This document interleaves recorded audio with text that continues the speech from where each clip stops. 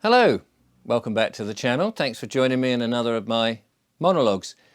Today I wanted to consider those letters that you sometimes get. More and more you get these letters, and thanks by the way to a viewer who reminded me of this situation and was asking this question really. Not that I'm going to be able to give you a categorical answer, but just give you my thoughts on this. These letters that come along from authoritative people or corporations like the council and other places that send you a letter, or at least they're writing to your legal fiction, the all caps name. And the first question, of course, is are they really writing to you? But if you accept the all caps name, then perhaps you think they are writing to you. But you read whatever the letter is, whether it's a demand for money or it's answering a question or it's trying to force a demand on you, whatever it might be. And very often these letters these days come back from somebody, but you never know who it is because they just seem to be written by a corporation, by the company. There's no signature. That's really what I'm getting at. There's nobody is taking the responsibility for that letter. So you might get, you might have argued your case about a certain something, a bill that's come in that you think is either unfair or isn't actually legal or isn't lawful, let's say, or whatever it is, it doesn't really matter. It comes from an official organisation and they've written to you, dear so-and-so, blah, blah, blah, blah, blah, and then it just has the name of corporation Inc. or whatever they're called, you know. And there's no signature. So there's no one to go back and say, oh, can I speak to Mr. So-and-so about this letter? Because there's nobody who's actually taken the letter. Or sometimes there's a photographed signature that's so indiscernible that you've no idea who it is. I've seen the so-called liability orders in the past that have supposedly a judge's signature, but it's just a squiggle and it's not in wet ink, it's just a printed signature and you've no idea who that is, and nobody else knows who it is. And even if you ring up the company and say, well, who is this person who wrote to me, and they can't tell you, or perhaps they won't tell you. So nobody's taking any responsibility. Now, it strikes me that if you get a letter from an organisation, a corporation, and there's no signature at all, and it just states usually in capital letters, the name of the organisation itself, you've got to ask yourself, how is it possible? How is that possible to even exist? Because without people, corporations are just an idea. It's a building or a piece of paper or whatever it is. It's not actually people. So somebody somewhere had to type that letter out or press the button on the computer to send a template letter, response, whatever it is, to you, or at least the legal fiction, because they tend not to write to real men and women. And because of that, it's like, well, how is that possible? Somebody must have typed it. Somebody pushed the button. Somebody in a department, wherever it was, sent that out. And somebody else must have put it into an envelope, one of those rather dubious windowed envelopes, which is really, to my understanding, just internal mail and not really personal mail that you would send in the post. So somebody's done it, but nobody wants to take responsibility. Now, it also strikes me that if nobody's going to put a signature to it, then how do you know it's actually come from the place that it purports to come from? Because anybody could print a piece of paper, pretend they are from the council, and pretend that they're asking you for money, and it could well be a scam. And this is one thing that I did last year with the council tax when the bill came in and they started to write to me because I was questioning the legitimacy of it, was, well, there's no signature on it, so this could well be a scam. And I even sent letters to the Attorney General saying, I've had this through the post, but nobody's taken any responsibility for it. I don't know who it's come from. It says it's come from the council, but there's nobody to contact at the council to say it came from them. So I can't verify this document even came from the council, because anybody in a back bedroom somewhere with a computer and a printer could send the letter out to anybody else.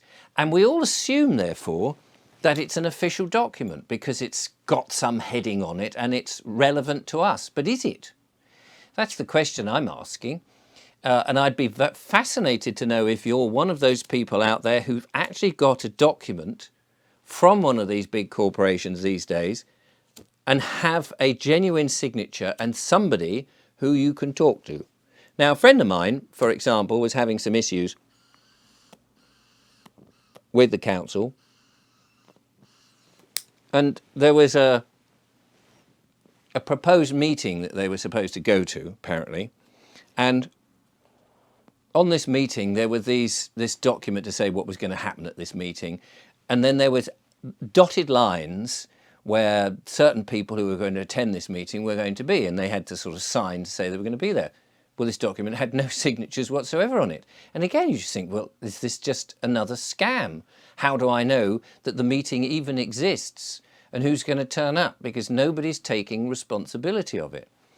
And so do we just send that back? And this is, the sort of thing that I would be entitled to say, well, if you are genuine, is this a scam? If you are genuine, could you please sign the letter if you're writing to me?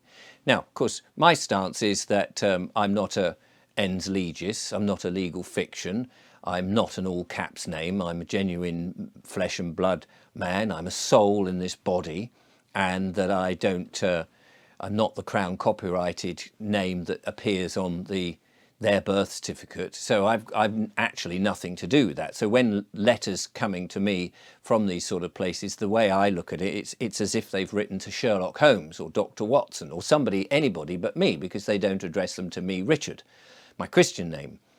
And because of that, it's obviously not to me, it's to somebody else. And they must be a bit mistaken. And I'm quite happy to correspond with them if they get my name right. The name that I suppose I choose to be addressed by, a name that they can call me. Because at the end of the day, a name is purely just a sound, isn't it? It's just a sound. Some people call me Richard, some people call me Vobesy, some people call me Baldy, some people are even nastier in their comments. But and then if I answer any of those things, then I'm agreeing to be that individual. But if they call me by a Crown copyright name, well, again, I would, if I answered to that, then that would be me. But I tend not to, because I know that isn't me. My conviction is that that's not me. So what do we do with these letters that are not signed? And unless somebody will take responsibility, take liability for what they've said in the letter, it seems to me that it is completely null and void and has nothing to do with me. But I'd be interested in your thoughts, because we're seeing more and more of this, in fact, where people are disappearing. Now, in the new world that they want to enforce, we'll get letters that are produced from AI. And AI can't possibly sign anything because AI isn't a living being. And we'll start to see these letters. And the more we accept this sort of situation that oh golly, I've got to acquiesce to whatever this piece of paper says, and it may well be written by a machine rather than an individual, a real person, a real living person, as it were, a people, one of the people, a man or woman, he says, trying to get his words in the right order, that are correct, then we're going to see more of this.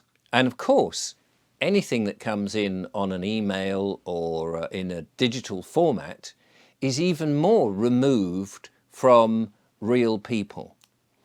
And so I guess this is a question out there for people watching. How do you feel when you get a letter that has no signature, nobody taking responsibility, nobody to contact at the other end to talk to and say, actually, this letter, I'd like to talk to you about it? What do you do? Do you acquiesce to it?